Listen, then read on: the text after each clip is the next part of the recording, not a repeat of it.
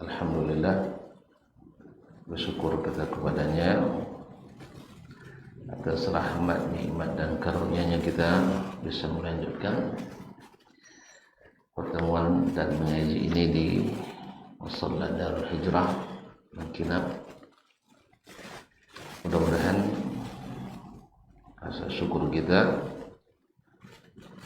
membuat kita senantiasa menggunakan nikmat Allah untuk yang disukai dan diridainya.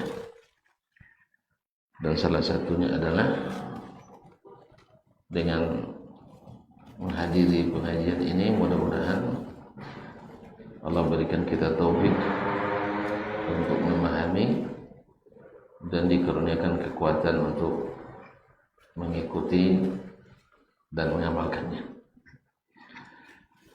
Salawat dan salam kepada baginda Nabi alaihi salatu wassalam, yang kita berharap mudah-mudahan dengan salawat dan salam kepada beliau Allah kabulkan doa dan harapan kita, dan di akhirat diizinkan kita mendapat syafaat dari Nabi kita. Para ummahat dan akhwat yang dirahmati Allah SWT, melanjutkan bersama Imam Al-Bukhari rahimahullah dalam Al-Adabul Mufrad, terakhir tentang adab terhadap anak-anak, yaitu dengan memberikan mereka ciuman kasih sayang. Dan sekarang masuk pada bab yang ke-51, babu adabil walidi wa birrihi liwaladihi. Bab adab orang tua dan baktinya kepada anaknya. Biasanya kita membahas tentang adab anak kepada orang tua, tetapi ternyata ada adab orang tua kepada anak sebelum adab anak kepada orang tua. Dan sebenarnya itu hasil yang akan dipetik oleh orang tua ketika dia menjaga adabnya kepada anak-anaknya. Seperti kisah seorang yang mengadukan ayahnya atau anaknya kepada Umar bin Khattab radhiyallahu anhu. Ternyata memang dari masalahnya ada pada orang tua yang tidak menjaga adabnya kepada anaknya, sehingga berbuah pahit dan masam yang membuat anaknya tidak beradab pula kepadanya. Oleh itu munasabah kita untuk mempelajari bagaimana kita sebagai orang tua menanamkan adab yang nanti hasilnya akan kita petik dengan beradabnya anak kepada kita. Qala rahimahullah ta'ala, haddatsana Muhammad ibnu Abdul Aziz, telah menceritakan kepada kami Muhammad bin Abdul Aziz Ad-Dimashqi. Qala haddatsana Al-Walid ibn Muslim, telah menceritakan kepada kami Al-Walid ibn Muslim Ad-Dimashqi Abu Abbas Al-Umawi maulahum, thiqatun lakin kathirut tadlis wa taswih. Anil Walid ibn Numair ibn Aus, dari Walid ibn Numair ibn Aus Al-Ash'ari, annahu sami'a abahu, bahwa dia mendengar ayahnya yaitu Numair ibn Aus yaqulu, berkata, kanu yaqulun, mereka dulu sering mengatakan, artinya macam kata-kata hikmah yang dikatakan orang-orang dahulu, as-salahu minallah wal adabu minal aba. As-salahu minallah wal adabu minal aba. Itu kesalehan anak itu ada taufik dari Allah Subhanahu wa taala. Ada taufik dari Allah, sedangkan adab itu adalah diajarkan atau ditanamkan oleh ayahnya. Maka ketika kita minta anak yang saleh, kita berdoa minta kepada Allah Subhanahu wa taala, Rabbi auzi'ni an ashkura ni'mataka allati an'amta 'alayya wa 'ala walidayya wa an a'mala salihan tardah wa aslih li fi dzurriyyati. Ya Allah, berikanlah aku kecenderungan untuk beramal saleh, kemudian salehkanlah untuk bersyukur terhadap nikmat yang kau berikan kepadaku dan nikmat yang kau berikan kepada orang tuaku, kemudian salehkanlah keturunanku. Salehkanlah keturunanku. Bukan juga seperti doa Nabi Ibrahim, wahabli minas salihin, wahabli minas salihin, dan berikanlah aku karunia anak-anak yang saleh. Jadi as-salahu minallah, kesalihan itu adalah dari Allah Subhanahu wa taala, sedangkan al-adabu wal adabu minal aba, sedangkan adab itu datang dari ayah, yaitu orang tua yang menanamkan adab itu. Makanya sering disebut dengan pepatah juga di kalangan orang Arab dikenal dengan al-waladu sirru abihi. Al-waladu sirru abihi. Anak itu adalah rahasia daripada ayahnya. Maksudnya apa? Orang kalau bilang, kalau perangainya bagus anak itu, orang akan bilang anak siapa? Dan sebaliknya juga, kalau seandainya perangainya buruk, orang juga akan mengatakan itu anak siapa. Jadi sebenarnya anak kita itu adalah rahasia kita. Artinya kalau seandainya yang ditengokkan, yang diperlihatkannya kepada kita adalah yang baik, berarti baik kita memberikan pendidikan kepadanya. Tetapi kalau seandainya yang diperlihatkannya adalah yang buruk, maka ternyata berarti itu adalah rahasia bahwa kita juga tidak memberikan adab yang baik kepadanya. Dan adab yang diberikan orang tua kepada anak, ada yang diajarkan, yang disebutkan, dan ada pula yang tidak diajarkan tapi terlihat dan ditiru. Yang ini yang disebut dengan ditanamkan, tertanam dalam pikiran anak-anak. Ya, tertanam dalam pikiran anak-anak bukan karena diajarkan satu-satu. Seperti kisah Ibunda Khadijah radhiyallahu taala anha di saat Nabi alaihissalam pertama kali menerima wahyu di Gua Hira. Beliau ketakutan dan lari pulang ke rumah dan mengatakan zammiluni, zammiluni, zammiluni. Maka Ibunda Khadijah radhiyallahu anha menyambut kedatangannya tanpa bertanya apa-apa, hanya mengikuti apa yang diminta oleh Nabi alaihissalam. Dan itu dilihat oleh anak-anaknya semuanya, dilihat oleh anak-anaknya Fatimah, Ummu Kulthum, Ruqayyah, Zainab, dan bagaimana seorang istri menyikapi suaminya yang datang dalam keadaan seperti itu. Jadi bukan dihujani dengan pertanyaan atau dengan hal-hal yang lain, tetapi justru menuruti dulu apa yang diinginkan.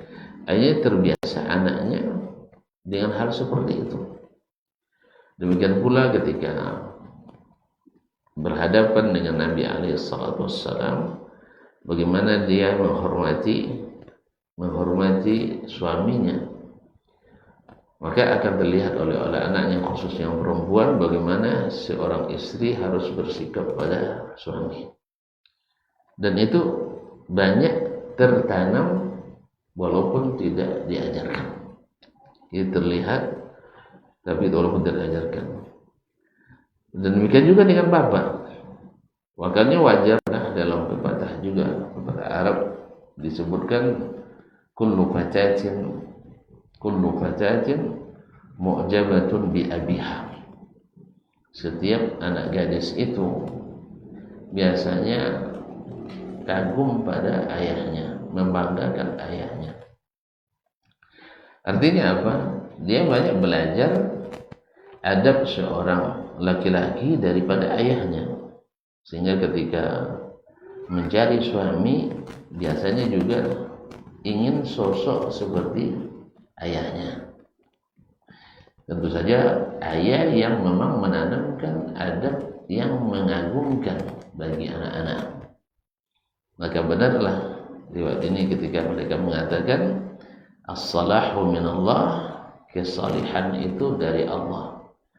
Artinya di samping Allah menurunkan aturan-aturan syariat ini serta syiar-syiar yang Islam, syiar-syiar Islam yang harus ditegakkan, yang semuanya bila dilaksanakan akan membentuk generasi yang saleh.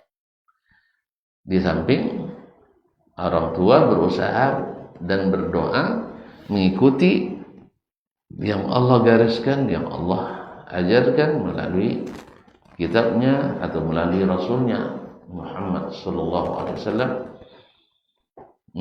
maka akan melahirkan generasi yang saleh.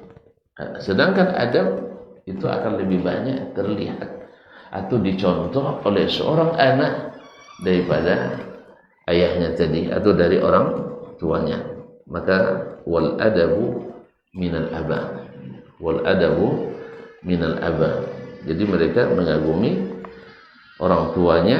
Nah, di saat ini sudah tercapai baik yang diajarkan ataupun yang tertanam, maka hasilnya akan menjadi kebaikan yang luar biasa bagi orang tua. Sebab satu yang akan pertama menuai hasilnya kita sendiri, orang tua. Di saat anak mengikuti adab yang baik dari kita, tentu mereka akan beradab pada kita. Yang kedua, di saat mereka nanti sudah dewasa, berinteraksi, bergaul dengan orang lain, juga akan membawa nama baik orang tuanya.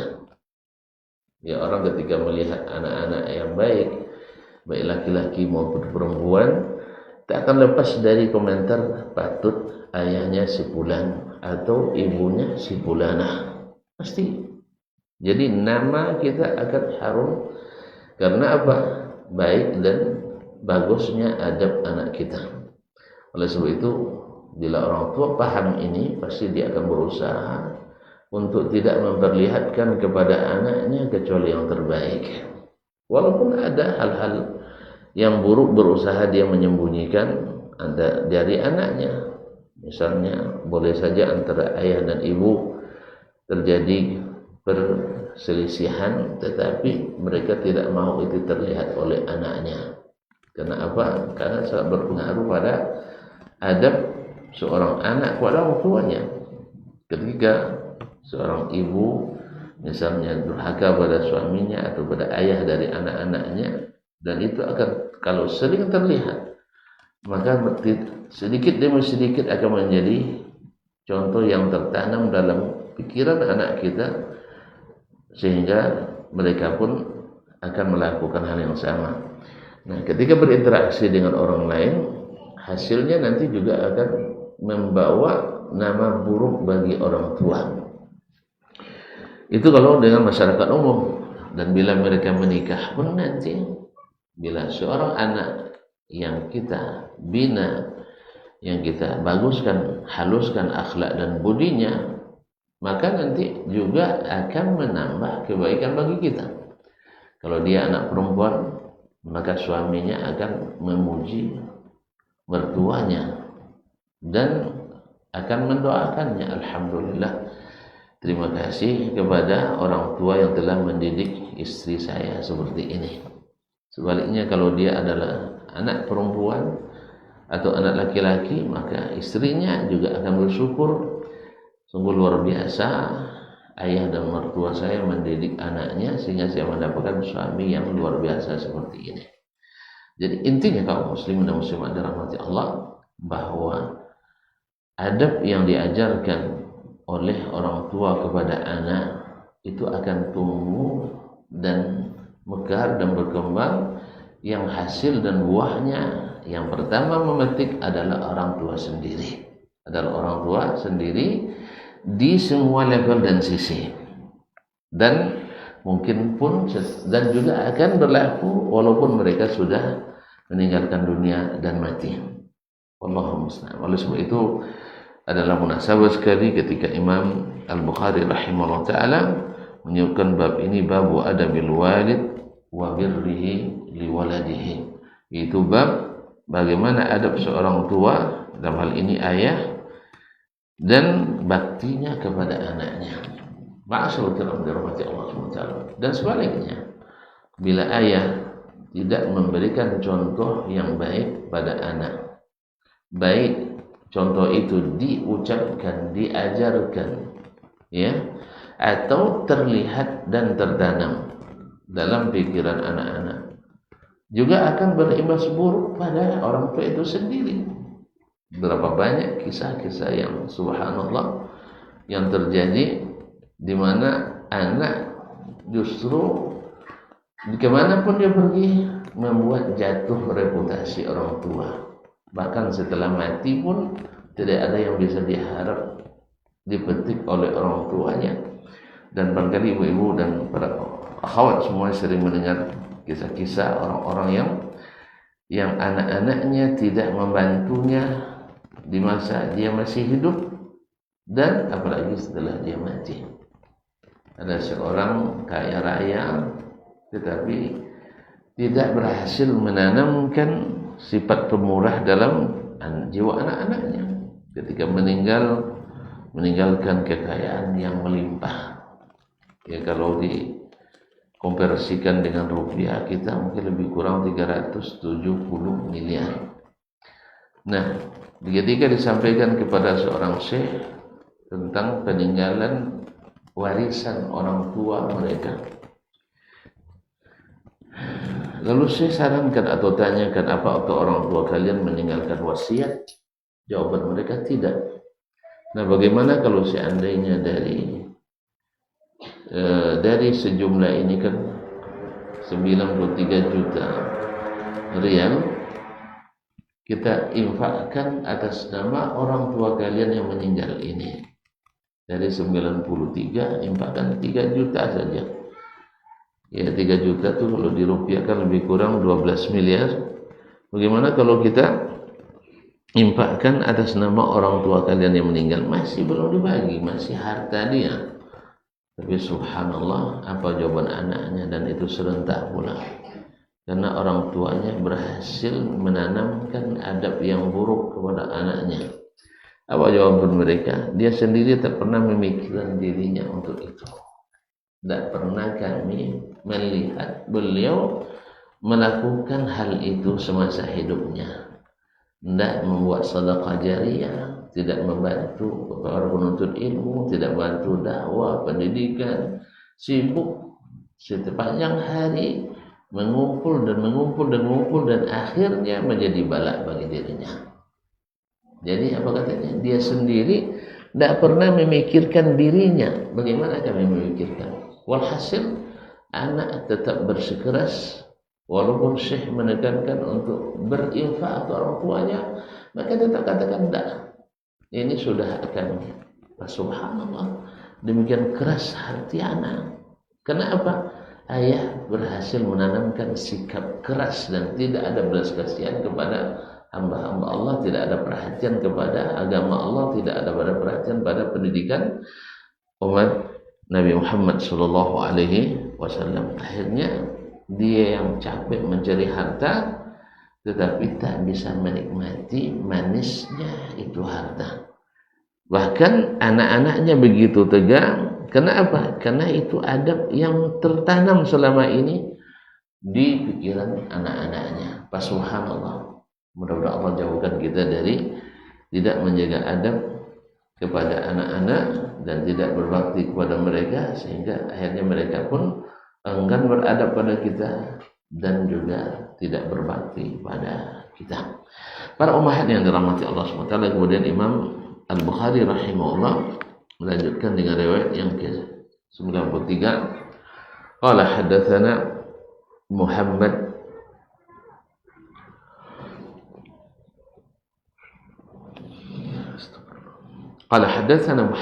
ibn Salam, telah menyampaikan hadis ini kepada kami Muhammad ibn Salam, yakni Muhammad ibn Salam ibn al-Faraj as-Sulami maulahum al-Bikandi Abu Ja'far.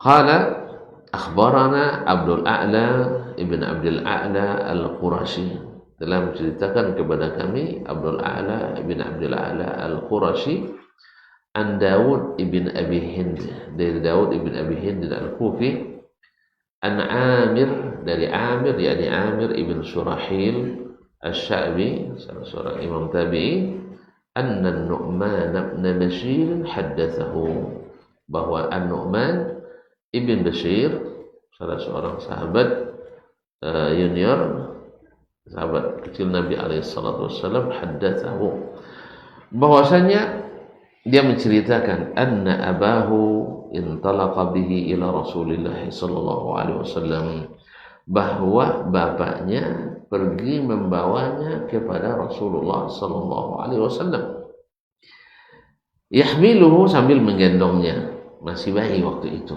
anak dari istri mudanya. Faqala, lalu dia katakan, ya Rasulullah, wahai Rasulullah, inni ushiduka anni qad nahaltu Nu'mana kada wa kada. Saya minta engkau ya Rasulullah menjadi saksi bahwa saya menghadiahkan untuk anak saya ini, si Nu'man ini dan itu. Artinya sebidang kebun kurma. Faqala, lalu Nabi sallallahu alaihi wasallam mengatakan, akullu waladika nahalta ya Bashir, apakah semua anakmu engkau berikan hadiah yang sama? Artinya hanya Nu'man saja atau ada anak yang lain juga kau berikan? Ini berkaitan dengan kebaikan orang tua kepada anak, yaitu berupa hadiah, dan itu termasuk bakti orang tua pada anaknya. Qala la, dia jawab, tidak ya Rasulullah. Qala fa ashhid ghairi, kalau gitu cari saksi selain saya.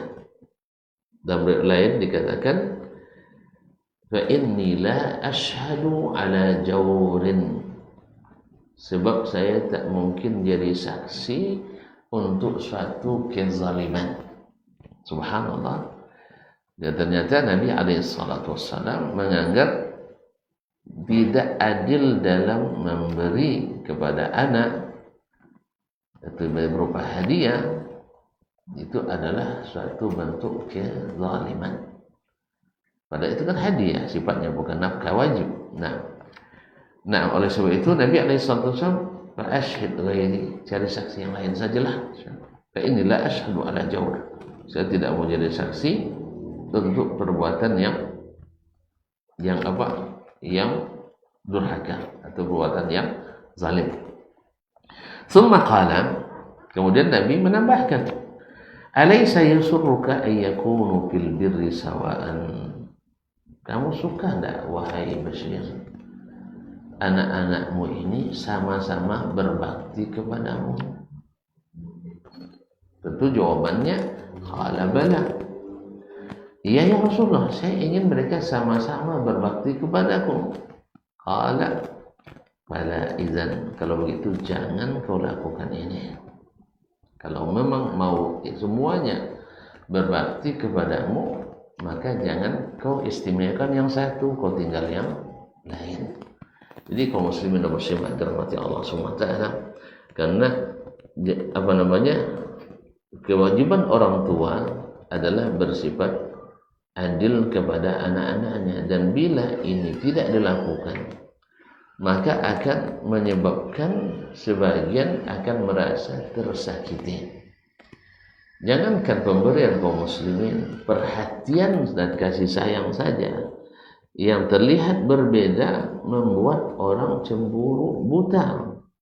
Bukankah kisah Nabi Yusuf alaihissalam yaitu kisah keluarga Nabi, ya, yang mereka lihat bahwa ayah mereka lebih menyayangi Yusuf dan Bunyamin daripada mereka semua.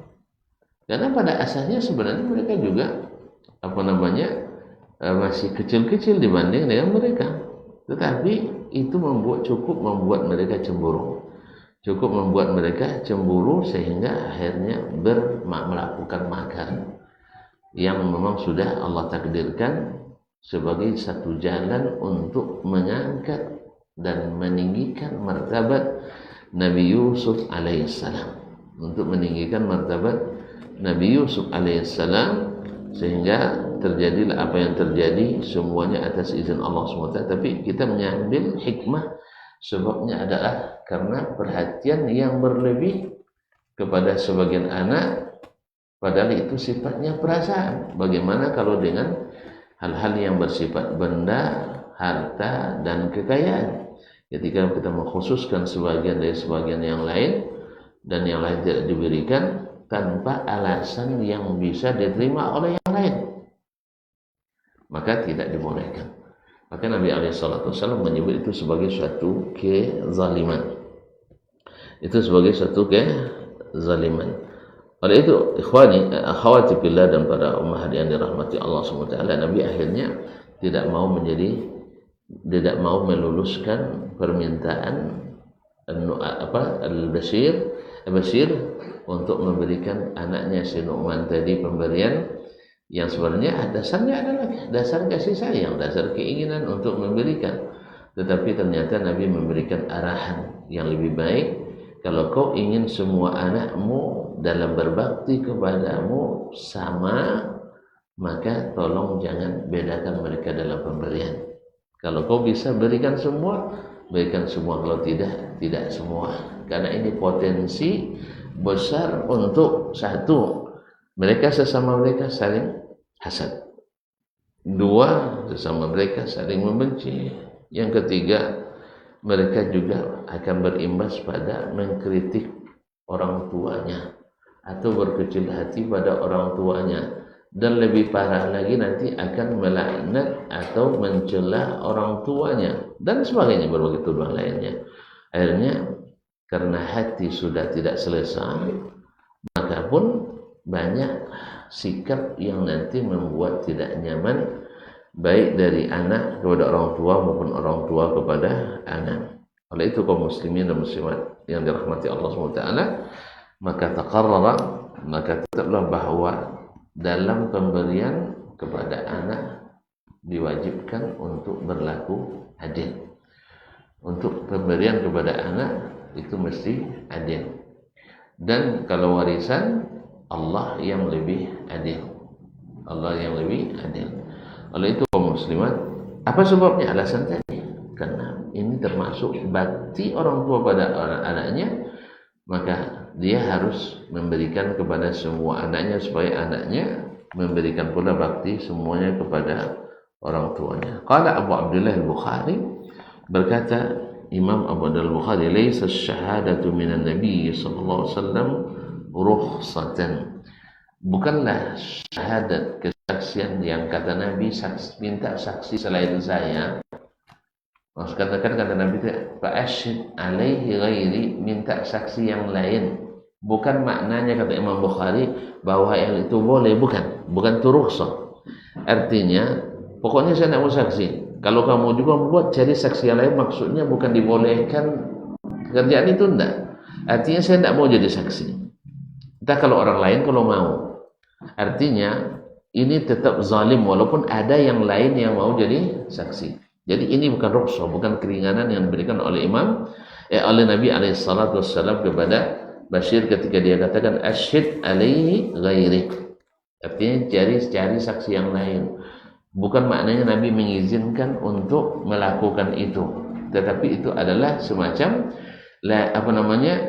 teguran dari Nabi alaihissalatu wassalam bahwa tidak akan ada yang mau jadi saksi berbuat zalim. Nah, baiklah para ummahat dan akhwat yang dirahmati Allah SWT, kita ambil satu bab lagi setelahnya, dan insyaallah kita sudahi pertemuan ini. Qala rahimahullah taala babu birril abi li waladihi.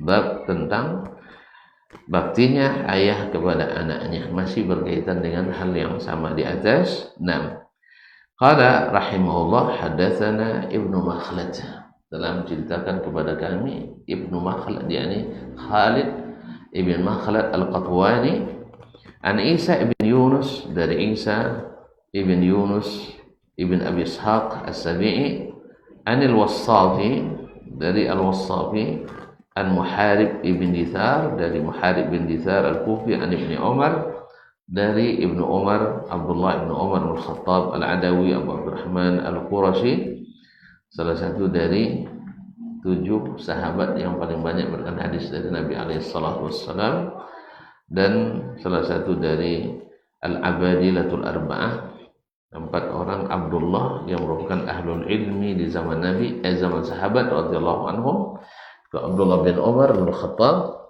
Abdullah ibn Amr ibn al-As, Abdullah ibn Abbas ibn Abdul Muttalib, dan Abdullah ibn Mas'ud al-Huzali radhiyallahu anhum ajma'in. Qala innama sammahumullahu abrara li'annahum barrul aba'a wal abna. Sesungguhnya Allah menyebut mereka sebagai orang-orang yang al-abrar, orang-orang yang baik-baik. Naam, li'annahum barrul aba. Masyaallah. Ahlan. Salam. Siapa nama? Hah? Azan, sebentar sih. Masyaallah. Masyaallah.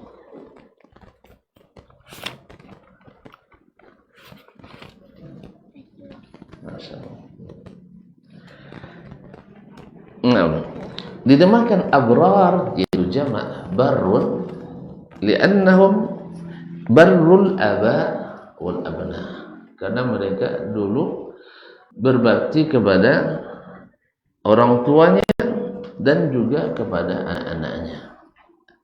Berbakti ini berbuat kebaikan. Ya, ayah kepada anak tentu namanya nafkah, yaitu anak kepada ayah itu namanya ihsan, kebaikan. Jazakallahu khair. Nah, kama anna liwalidika 'alaika haqqan, sebagaimana ayahmu punya hak terhadap dirimu, itu hak berbakti. Kadzalika liwaladika 'alaika haqq, demikian pula anakmu juga punya hak kamu untuk berbuat baik kepadanya. Kamu berbuat baik kepadanya. Dan Allah Subhanahu wa taala Maha membalas, in jazaa'ul ihsani illal ihsan, yang pahala balasan kebaikan adalah kebaikan pula. Kalau kita berbakti pada orang tua kita, Allah jadikan anak-anak kita berbakti pada kita. Kalau kita berbuat baik dengan ikhlas kepada anak-anak kita, insya Allah Allah jadikan anak-anak yang juga akan dengan ikhlas berbakti pada diri kita. Oleh sebab itu kaum muslimat, pada ummahat dan para akhwat yang dirahmati Allah SWT, tentu kita berusaha dengan sekuat tenaga, dengan sekuat kemampuan untuk memberikan contoh yang terbaik bagi anak-anak kita dengan perkataan kita, dengan perbuatan kita, dengan pemberian dan hadiah kita, untuk menjadikan anak-anak kita insyaallah ta'ala orang-orang yang senantiasa menjaga adab dan baktinya kepada orang tuanya biiznillah tabaraka wa ta'ala. Baik, masyaallah, ada pertanyaan? Assalamualaikum warahmatullahi wabarakatuh. Sahkah salat dan tawaf dengan memakai cadar? Ma'asyar para umat yang dirahmati Allah SWT, pada asalnya wanita itu salat dengan membuka wajahnya, ketika salat. Tetapi kalau dia salat di tempat yang dilewati oleh orang banyak, maka dia menjulurkan, tutup mukanya dari atas, sebagaimana juga ketika ihramnya perempuan itu kan di di muka dan telapak tangannya, tetapi ketika di tempat yang ramai yang tidak bisa, yang dia takutkan fitnah, maka dia boleh menutupnya dari atas. Wabillahi taufik. Dan salatnya sah insyaallah. Apa hukum seorang ibu yang tidak mandi wiladah habis melahirkan? Mandi wiladah atau mandi apa nih? Mandi setelah nifas? Mandi setelah melahirkan? Hah? Dia tidak, kalau mandi setelah melahirkan tidak wajib. Nah, tapi kalau mandi bersuci secara nifas itu adalah wajib. Wallahu taala alam.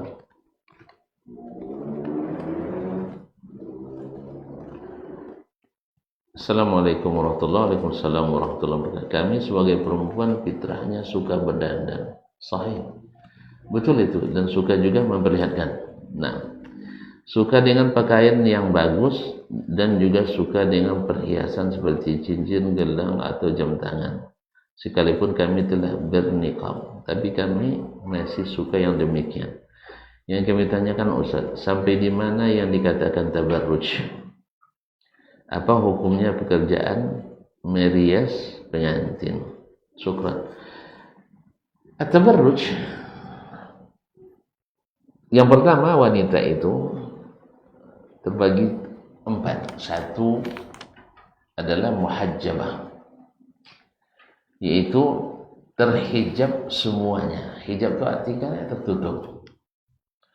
Tertutup, tak satu pun dari anggota tubuhnya yang terlihat. Dan inilah kalau berdasarkan dalil Al-Quran dan zahirnya ayat-ayat, inilah yang paling kuat pendapat di antara 3 pendapat para ulama, yaitu wanita seluruhnya adalah aurat. Kalau bukan karena hadis Asma yang dikuatkan oleh sebagian, maka hadis ini yang paling kuat. Yang kedua adalah al-mar'atul munaqqabah, wanita yang tertutup semuanya kecuali matanya. Ini namanya, mukanya ibu tutup tapi matanya ini terlihat. Ini namanya munaqqabah, artinya berniqab atau bercadar bahasa kitanya. Maka bagi yang seperti ini, itu tidak dibenarkan menggunakan perhiasan di matanya yang bisa menjadi fitnah bagi yang lain. Adapun yang pertama, dia pakai apapun perhiasan di badannya itu tidak ada masalah karena tidak terlihat. Karena yang terlihat wala yubdina zinatahunna illa ma dhahara minha, yang terlihatnya pakaiannya. Ini yang kedua. Adapun yang ketiga adalah yang memakai baju terusan tertutup sampai kaki, cuman muka dan telapak tangannya terbuka. Ini tidak disebut dengan istilah syar'i muhajjabah, tapi adalah disebut dengan safirah, yaitu membuka mukanya. Nah, apakah ini terhitung tabarruj atau tidak? Bagi yang mewajibkan menutup muka seperti pendapat yang pertama, ini disebut dengan tabarruj. Dan akan lebih lagi bila di mukanya memakai perhiasan seperti celak, gincu, dan apa namanya lagi? Macam-macam namanya. Lipstick, gincu tadi itu. Apalagi pokoknya semua yang menghiasi wajah perempuan. Nah, kalau itu masuk tabarruj. Dan yang lebih daripada itu adalah wanita yang sama sekali tidak pakai jilbab, hanya pakaiannya ini namanya adalah yang disebut dalam hadis istilah ariyah, orang yang atau mutabarrijah, atau lebih tepatnya mutabarrijah mutlaqan. Ini sama mutabarrij. Nah, jadi kebiasaan wanita pakai perhiasan memang tumbuhnya seperti itu. Wanita suka berhias, memang tumbuhnya wanita seperti itu. Karena memang wanita disebut perhiasan. Zuyyina lin-nasi hubbus syahawati minan nisa. Nah, kalau sempat pula ibu-ibu tak mau berhias, payah kan laki-lakinya. Mau itu pula fitrah yang Allah berikan. Tapi bukan untuk dipertontonkan. kecuali kepada yang halal untuk diperlihatkan. Yang halal itu untuk diperlihatkan, yaitu para suami kita dan para mahram kita. Para mahram kita. Kemudian untuk apa kita misalnya kalau hanya sekedar untuk memperlihatkan saya punya perhiasan ini dan itu, ya cukup dibanggakan depan suami kita atau depan saudara kita, depan dia dan amak kita. Nah, sebab apa? Mereka ini insya Allah ikut berbahagia melihat kita memiliki. Tapi kalau dilibatkan kepada orang lain, justru akan menimbulkan niat jahat dari orang lain atau hasad dari orang lain. Oleh sebab itu makanya tidak baik diperlihatkan. Bahkan mungkin wallahu alam kepada sama kaum wanita saja tak bagus diperlihatkan perhiasan yang berlebihan. Karena tidak semua kita memiliki. Pakailah sesedara mungkin. Kalaupun banyak kita miliki, diganti-ganti. Hari ini pakai ini, ya besok pakai ini. Jangan semuanya condo bualansik di badan lah kan. Condo bualansik badupunya. Lakun yang saudara tidak ada batang nampak. Nah, itu semacam tadi pagi pernah saya lihat ibu-ibu, masya Allah, ya pergi sarapan, tidak datang tadi pagi nah, masya Allah penuh gelang di tangannya, diperlihatkan. Ini kan mengundang kejahatan, na'udzubillah. Baik, dan juga kalau terlalu banyak, terlalu ramai perhiasan itu, tidak cantik lagi nampaknya. Terus terang, kalau terlalu ramai, tidak cantik lagi. Kalau sempat gelangnya lebih dari 3 itu sampai 30 tak cantik lagi. Ya kayak tempat sangkutan aja tangan tu lagi. Jadi tidak bagus untuk dibuat banyak. Adapun apa hukumnya pekerjaan merias pengantin? Rias ini ada yang dibolehkan, ada yang tidak. Misalnya mencukur alis itu haram, tidak boleh. Membuat tato itu haram, tidak boleh. Kemudian seandainya kita merias pengantin yang akan dipamerkan, itu juga enggak boleh karena dia berdosa, kita jadi penyebabnya, juga tidak dibenarkan. Tapi kalau seandainya dilakukan itu memasangkan make up yang halal, ya, yang tidak mengandung hal-hal yang diharamkan dan tidak untuk dipertontonkan kepada yang bukan mahram, hanya wanita dan laki-laki berpisah tempatnya, insya Allah selama itu dihalal, mudah-mudahan tidak jatuh kepada yang dilarang. Wabillahi taufiq. Bagaimana cara menghadapi teman yang pelit dan iri hati? Semoga Allah menyembuhkan kita. Nah, kalau dia pelit, kita yang pemurah terus, ya. Kadang untuk mengobati orang pelit itu kita selalu berikan dia. Nah, kita yang beri terus, ya lama-lama dia sadar, mudah-mudahan. Di samping kita juga berdoa semoga Allah SWT menyembuhkan dia penyakit itu. Tapi mau penyakit pelit ini termasuk penyakit yang susah sembuh. Ya, saya melihat sebagian kawan yang kena penyakit ini dah hampir mati pun tak juga hilang-hilang. Ya, hanya Allah SWT yang bisa. Nah, kemudian selalu juga diiringi dengan penyakit iri hati ini. Hasad, dengki, pelit, kedekut, pengecut, ini penyakit. Oleh itu, maka kita pertama harus siap bersabar dengan orang seperti ini. Yang kedua, siap untuk menjaga hati dan keikhlasan kita. Ketiga, banyak-banyak berdoa kepada Allah SWT. Jangan sampai tertular penyakit itu. Kadang-kadang awak tahuinya tiba lagi kiki betul lagi kan? Jadi tidak. Dan berdoa kepada Allah, Allahumma inni a'udzubika minal hammi wal hazan wa a'udzubika minal ajzi wal kasal. A'udzubika minal jubni wal bukhl wa a'udzubika min ghalabatid daini wa qahrir rijal. Ya Allah, aku mohon perlindungan kepadamu dari al-ham, itu galau, wal hazan, dan sedih. Wa a'udzubika minal ajzi wal kasal. Aku mohon perlindungan kepadamu dari sikap tidak percaya diri dan sikap pemalas. Kalau tidak percaya diri, mulai lahir sifat malas. Wa minal jubni wal bukhl, dari sifat pengecut dan bakhil, dan yang terakhir adalah minta perlindungan kepada Allah daripada ghalabatid daini wa qahrir rijal, ditenggelamkan hutang sehingga dikuasai orang. Allah musta'an. Assalamualaikum warahmatullahi wabarakatuh. Izin tanya Ustaz, silakan. Apabila seorang suami sering ucapkan cerai, subhanallah, ini penyakit juga. Ini penyakit. Di saat awal nikah hingga sekarang sudah berjalan 3 tahun pernikahan. Apakah itu sudah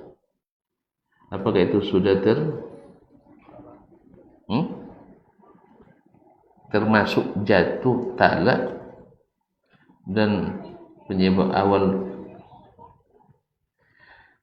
apakah itu jatuh talak dan penyebab awal perkelahiannya karena saya melawan? Oh, janganlah melawan. Lagi-lagi itu pantang untuk melawan. Janganlah melawan.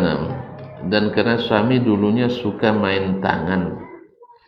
Ya memang kalau udah melawan searah dengan main tangan. Atau sebaliknya, karena kawan main tangan timbul pula perlawanan.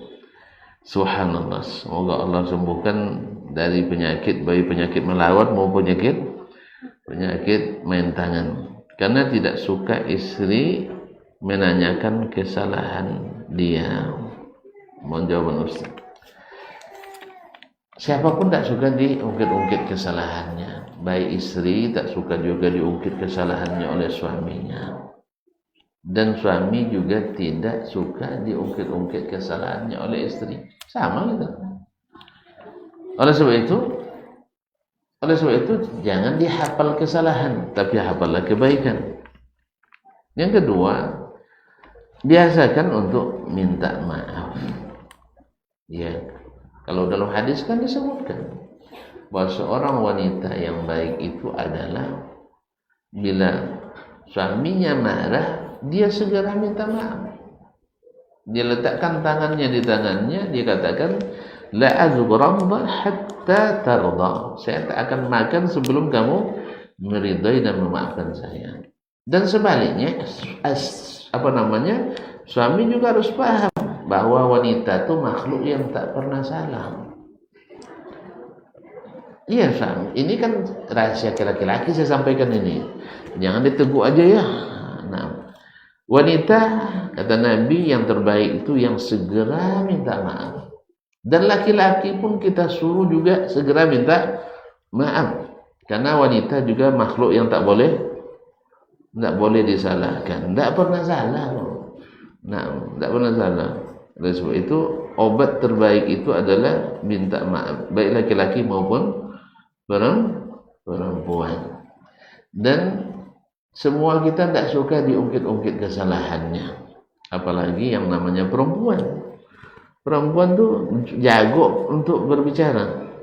Nah, dan laki-laki jago main tangan. Nah, maka jangan diadu kejagoan itu. Yang satu suka melawan, yang satu suka main tangan. Nah, sebaiknya kalau laki-laki sudah seperti itu, segera tinggalkan lokasi TKP. Ya, tinggalkan TKP. Dan istri pandai-pandailah menghindar. Wabillahi taufiq. Apanya?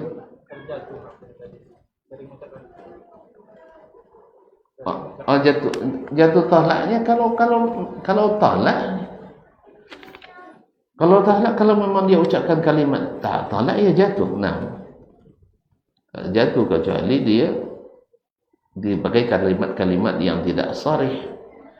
Kalau dia katakan talak, ya kalimat talak itu tampaknya jatuh. Nah, dan itu harus diselesaikan di pengadilan agama. Sebagaimana kita ketahui bahwa rokok itu adalah haram. Banyak yang tidak tahu haramnya. Bagaimana hukumnya bagi kita yang duduk-duduk dengan sengaja bersama orang-orang yang merokok? Dan bagaimana pula bagi kita yang tidak sengaja seperti tempat umum sehingga asap dari rokok terhirup oleh kita. Terima kasih, jazakallah khairan Ustaz. Ini yang merokok suaminya ya? Hah? Kalau yang merokok suaminya, gimana caranya? Pandai-pandailah merubah cintanya kepada ibu lebih besar daripada cintanya kepada rokok. Rokoknya jangan sampai mengeluarkan lebih duluan saya cinta pada dia daripada kepadamu. Nah, jangan sampai seperti itu. Apa-apa? Yang kedua, kalau yang merokok itu orang lain, ya ada masa atau dalam kondisi-kondisi tertentu kita tidak bisa menghindari untuk duduk. Misalnya, kalau khususnya laki-laki ya, khususnya laki-laki di acara-acara yang mengharuskan kita hadir. Misalnya rapat dan sebagainya, dan di sini sebenarnya diperlukan kebijakan pimpinan untuk melarang anggotanya untuk merokok. Yang kedua, harus kita upayakan tempat yang steril dari rokok, seperti ruang ber-AC misalnya, supaya si perokok tidak merokok di dalam ruangan.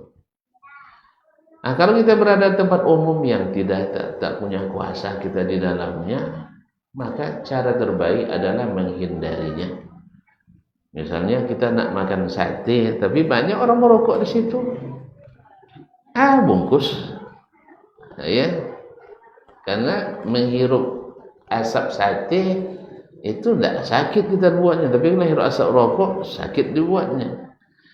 Atau cari tempat yang aman daripada terkontaminasi oleh asap rokok.